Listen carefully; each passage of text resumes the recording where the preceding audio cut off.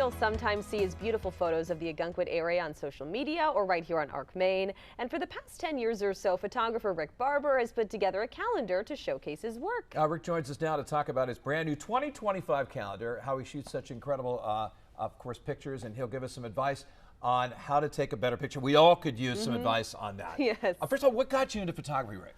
Well, I was into photography as a kid, enjoyed it, but that was film days, and developing film and cost money, and couldn't really afford it, really the hobby that I wanted to do. So I kind of let it go. And then as digital started coming around, I was able to do a little bit more, and so I was able to kind of get back into it. And when we used to run a bed and breakfast, owned a bed and breakfast in Ogunquit, and when we would walk the dogs on the beach, I would start taking pictures, and then all of a sudden I put them on social media, and then I realized that you could have a following that way. And the Ogunquit Police Department was very active, sharing my photos every day, and then that built up another following, so I kind of kept going, and I was like, oh, I guess I do like what I'm doing here with this. Tell us more about sort of your morning routine and, getting out there. You're out there just like up with us, you know, it seems like. It doesn't matter what the weather is, you have to be out there, you have to get out. So I get up early. Right now it's 5:15, which isn't early for you, that's late. But I get up in the summer, it's 4:40 or something like that. So I get out there, walk the dog, get down to, excuse me, drive down to Ogunquit, walk the dog, get some shots before the sun comes up.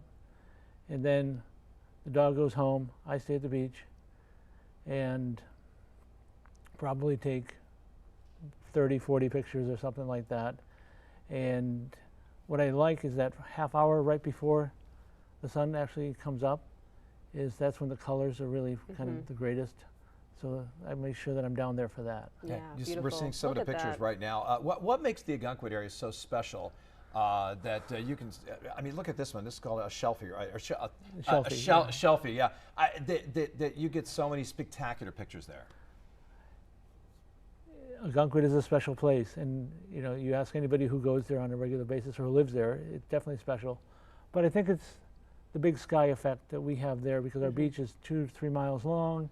The marginal way is another 1.5 miles, so you've got all this open space, and the light will just really explode. So. I know, so you can see it in these photos. And as far as the calendar goes, what sort of inspired you to create and then start to sell this, and how has it sort of picked up in popularity? Yeah, it started, a while ago. Like this one's from 2016, which is a very different calendar than what I do now. But it was started more as just gifts for friends and family. I was like, okay, this is a fun Christmas thing to do, and I can do that. And then more people started asking about them. And again, then we started doing a raffle on the police department website, and just a giveaway for a bunch of calendars. And then that started, then I was like, okay, well, maybe I'll try to sell a few. And it started, and then, now every year I sell, 400 or 500 calendars. Wow.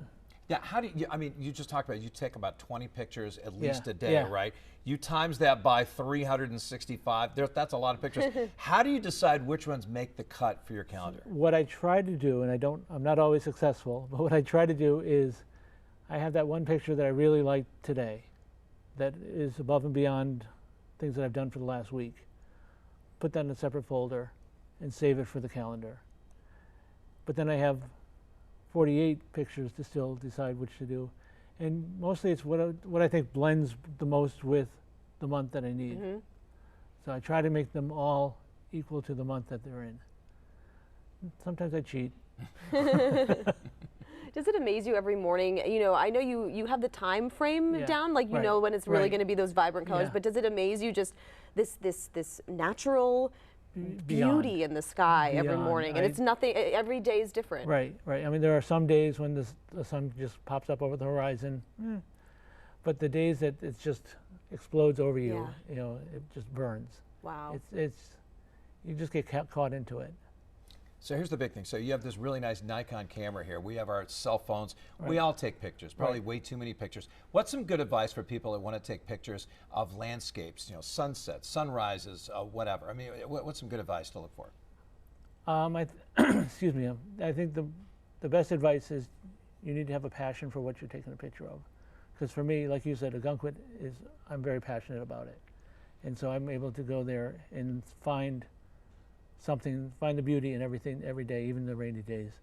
But I think from anybody's taking the picture is you want to make sure you get the lighting, the right angle. And sometimes it means actually taking the camera and just tipping it just a little bit.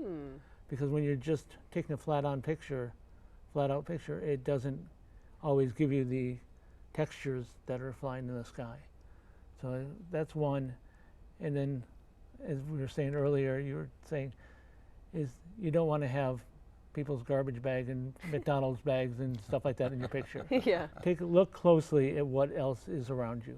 Because then that's something I learned after a while. You start taking pictures and you realize the composition is important and getting those junk things out of the way, which means sometimes you just shift a little bit to the left, a little bit to the right, and you get a better shot. There you go. Just a couple quick tips. And can people still buy a calendar? Yes, How can they do that? They can. They can go onto my website, rickbarber.photos, and they're available right there. And probably we'll have a few left, but please, if you would like one. Yeah, they are beautiful. Thanks for dropping them off. We love it. And thanks for posting on X every day. Yes. We love to retweet, re-X or whatever it's called, your pictures. And you take incredible pictures. So. Thank you. Yeah, thank you so much. I really appreciate being here. Can't wait to see tomorrow's photo. That's right. So you were looking forward to it already. Something we can always count on. I'm there. Yes, exactly. All right, Rick, thanks so much. Thank Great you. to meet you. Thanks for being here.